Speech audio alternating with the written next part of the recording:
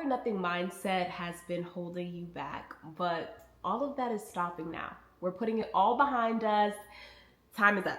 All right, think about it. The way that we approach getting in shape is often the way that we tackle other goals. We throw ourselves into setting alarms and getting up early and calorie counting, meal prepping, and limiting ourselves to the clean foods that, let's be honest, take all of the joy out of eating. But when we slip up, when life's, which is absolutely inevitable, we let everything fall apart and we say, maybe next week, maybe next year, maybe whenever, I will get it together. It's a cycle that feels exhausting, it feels endless, and it ultimately leaves us feeling like we failed. We are stopping all of that. Instead of focusing on what isn't perfect, let's focus on what is and what's possible. Financial wellness doesn't need to be this all or nothing game. A budget is not about restriction. It's a tool to help you customize your life and prioritize what matters most to you. I'm Abria. I'm the founder of a brand called FinStyle that is designed to help you live your life on purpose, with purpose, and financing that life plays a major role in this. Today, I want to talk to you guys a little bit about the financial habits that'll help you to sustain that life you love. And budgeting can be the key to this, but only when we see it as a source of freedom rather than a set of limitations.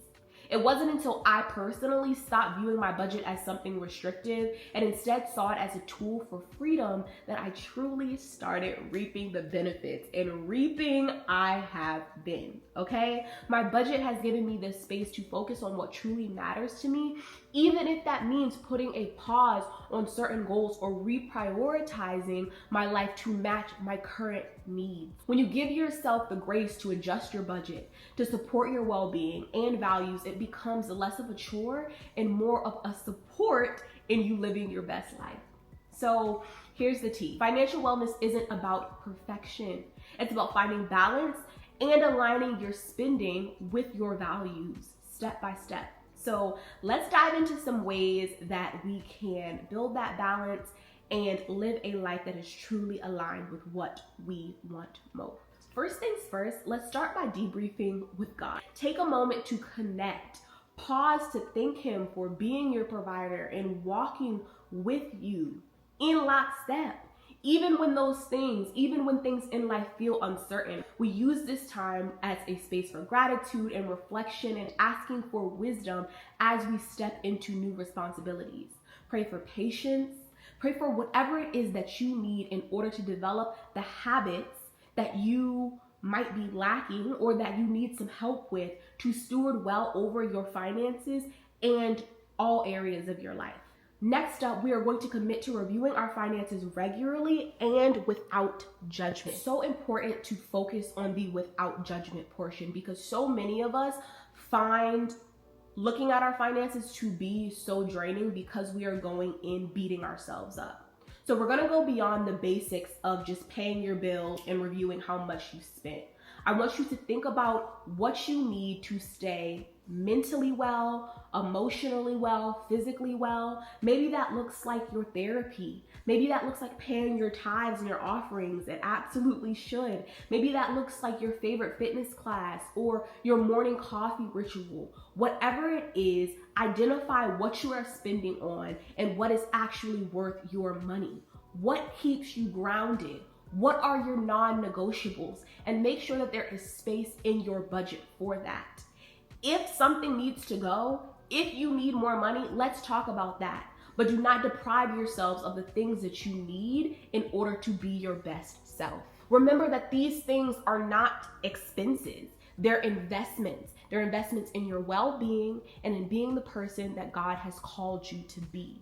So when you prioritize what to keep, when you think about what keeps you whole, when you understand why you are doing these things, you are more likely to stick to this financial routine and this plan that you have created because it is truly designed for you. So once you've gotten clear and you have a clear understanding on what your financial picture is, look at your goals and see how they line up with your financial capacity at the moment.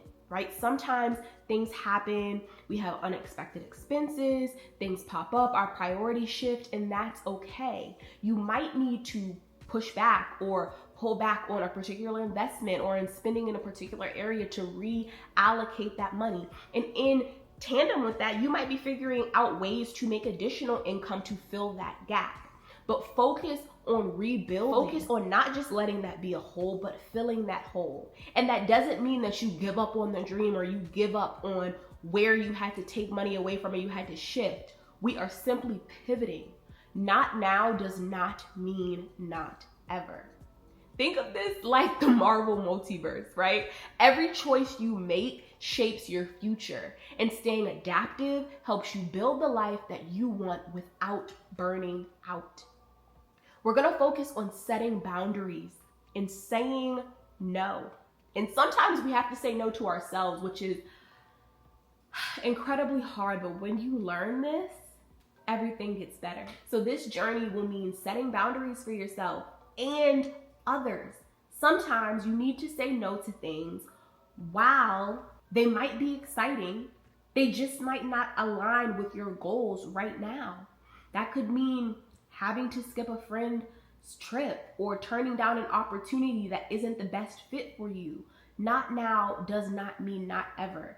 And when you have to skip some of these things or pull back from these things, it helps you to better understand your why and understand why it is in your best interest to generate more income so that you can say more, yes, more to the things that matter most to you. Remember that saying no is really saying yes to what you're prioritizing. Trust that these focused choices are going to pay off in the long run because we are playing the long game. And lastly, let's talk a little bit about creating an additional stream of income, but with intention. What's really important to note here is that we are talking about creating an additional stream of income, meaning singular. And the way that I have this phrase this way is for a couple of reasons. Many of us have some, full-time stream of income, whether that's a full-time job, whether you're an entrepreneur, a business owner, whatever that might be. We have this kind of main source of income, if you will. I am a huge proponent for having an additional stream of income. That does not mean that we have all of these quote unquote additional streams of incomes that are actually not streams. They're more like droplets because you have your attention focused in all of these places. The common thread that we're talking about in everything that I have just shared with you is being strategic. It's about prioritization and it's about clarity. So all of that also applies to diversifying your income. I'm not telling you to grind. I'm not telling you to side hustle. I'm not telling you to go out here and pick up every activity or do everything that you see someone else doing and that they're making extra money off of. That is not what I'm saying. I'm specifically talking about leveraging your gifts, leveraging your expertise, right, in a way that is strategic and nets you an additional stream of income that you can then reinvest into the things that matter most to you. So this, again, is not about quantity. This is about quality. If this is something that is going to cost you an incredible amount of time, an incredible amount of energy, it's going to stress you out, it's going to take you away from your kids, it's going to take you away from your family, it's going to take you away from caring for yourself, then the money is not worth it, because all of these other areas of your life that we're working to get this money for are now failing in the pursuit of it. That is not what I'm talking about. I'm talking about where are there opportunities for you to create additional income without you having to deplete your other resources. So we're not chasing after one resource and now depleting ourselves in all other areas. There has to be this balance, and that is something that only you can determine. That's why I always say that FinStyle is going to be unique and customized to each and every person, because the way that you approach your life, the goals that you have, the gifts that God has provided you with, the skills that you have are not going to be the same as her gifts and her values and her priorities. So with that in mind, we have to think about, is this a good fit for me? And is the pursuit or is me generating additional income, which is a resource, depleting my other resources. That is not the goal. We want to have this kind of cyclical impact, right? Where, you know, making additional money is now allowing you to outsource or delegate other things in your life. So now you have more time to spend time with your children. So let's talk about an example. If you have this incredible skill to recall information, you study better than anybody, you know, have multiple degrees or did really well in school or did really well in a vocational program or what have you, because you just have this incredible skill to comprehend information and regurgitate it in a way that makes sense for you. You're not simply memorizing and repeating, but actually comprehending and delivering, right? And you decide that you want to share that with the world and generate income off of that. Now you're generating income off that, right? That money is coming to you relatively passively. Maybe there's some work that you have to do here and there, but as a, you know, you're not sitting here tutoring people all day in order to generate this income. You now have this income, which allows you to prioritize the things that matter to you. It's an additional stream of income. You're not having to pull from your 9 to 5. In creating this, you did not decide that you were now going to spend another 20 hours a week tutoring kids so that you can't go to your daughter's ballet class. The time that you're spending in order to, you know, provide this service or provide this product that you now have has generated you income. So instead of sitting here editing all of your own Instagram content that you're sharing to generate this income, you hire an editor. So your editor is now giving you time back so that you can leverage that money accordingly. So you have this additional income. You've now gotten time back, the time that you had to spend to generate this income, so that you can funnel that time and that cash into the things that matter most to you, which is showing up for your daughter's ballet class, then taking her to try on a new tutu, and you guys get ice cream. So you are not now saying, I'm gonna work my 9 to 5 where I work 45 to 50 hours a week, then I'm gonna funnel an additional 20 hours a week, and I'm just gonna have to grind it out because I'm trying to do this so that my daughter can live her best life and go to ballet class. When ultimately what your daughter really wants is time with you. It is far more important to her that you are there watching her in ballet class than it is for her to be going to ballet class. She could actually probably care less. She likes the activity. She likes you cheering her on more.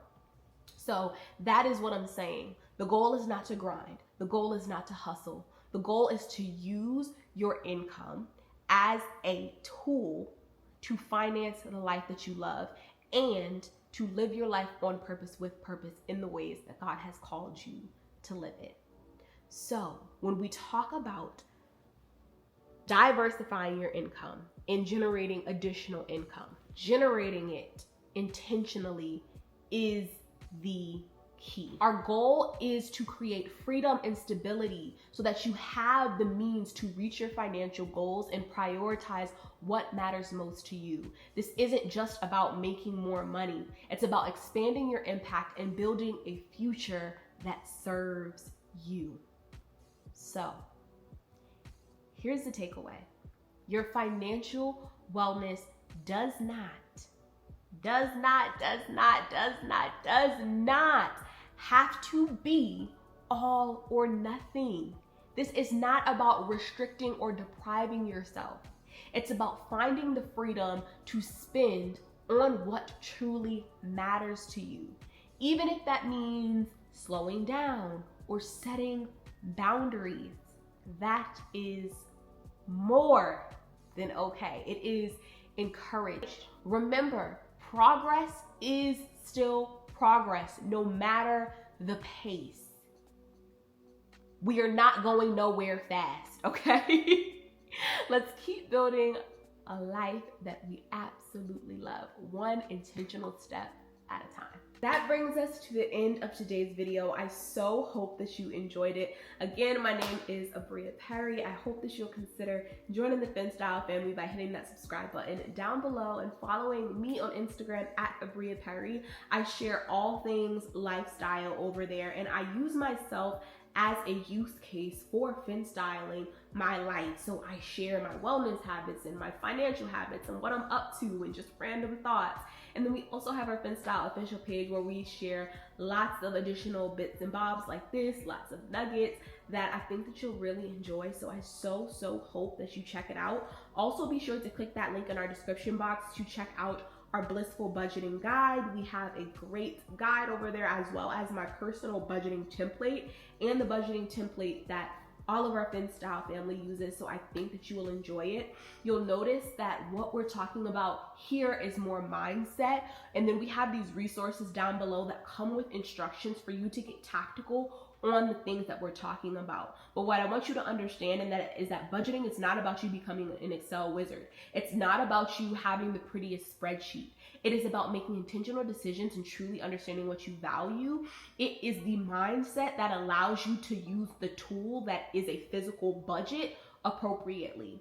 So you can see all of the instructions there. They're super easy, super simple, but mastering the mindset is really the key. Mastering the mindset that allows you to create a habit out of budgeting, and budgeting in a way that is not restricting, but instead enables freedom, is the key. So I hope that you enjoyed. Like I said, be sure to hit that subscribe button, and I will see you in our next video. Bye.